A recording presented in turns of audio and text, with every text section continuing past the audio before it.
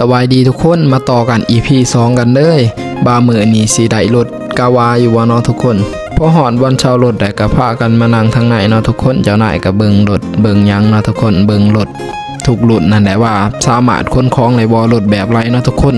แต่เจ้านายอยากได้กาวานั่นแหละมันคนสะดวกสบายดีเนาะทุกคนสุดท้ายเหตุการณ์กับบ่ขาดคิดทุกคนนั่งนานเติมเนาะทุกคนแต่ก็ทางหารเพิ่นก็บริการดีเนาะทุกคนให้นั่งทางในนั่งกินน้ำกินไหนก่อนเนาะทุกคนเพื่อเบิ่งรถเบิ่งไปเบิ่งมาแล้วทุกคนเลือกเป็นกาวานั่นเองเนาะทุกคนเจ้านายเลือกเป็นกาวาเลือกไปแล้วเขาก็บอกว่ารถขาติดลูกค้าอยู่เนาะทุกคนก็เลยพากันบ่ได้มือนี้หลังจากบ่ได้เจ้านายก็วางแผนใหม่เพื่อให้เวลามันน้อยลงเนาะทุกคนเพราะว่าเฮาต้องข้ามลานมือเดียวกับมือเดียวข้ามมือเดียวเลยเนาะหลังจากบ่ได้รถเจ้านายก็พามานั่งดินภาคสันก่อนเนาะทุกคนเพื่อกินข้าวกินน้ำห้องท้องไปก่อนเพื่อมีแห้งสู่ต่ออีกเนาะทุกคน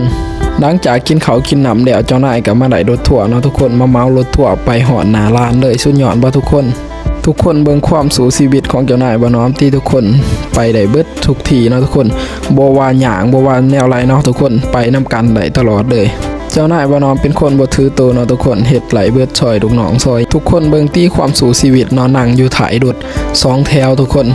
จนหอดหน้าลานน้องไข่ใครที่มักในการเฮ็ดคลิปของบ่น้อมก็อย่าลืมฝากกดไลค์กดแชร์กดติดตามบ่น้อมนำในเด้อพี่น้อง FC ทั้งฝั่งไทยบรรยากาศทางเวียงจันทน์ดีแห้งทุกคนตะเวนไก่จะตกดินแล้วสุดยอดในบรรยากาศก็คือจังหวะหนาวทุกคนเดือนนี้ก็ได้กลับไทยคือเก่าเนาะทุกคนบัดนี้กลับมือเดียวมามือเดียวกลับมือเดียวเด้อทุกคนสุดยอดบ่เอาของกลับมือเดียวเด้อเนาะใส่เวลาแบบคุ้มแห้งทุกคนกลับไปก็ว่าสิไปนอนเขาใหญ่อีกเนาะเจ้านายบอกว่าสิพาไปนอนเขาใหญ่กินเขา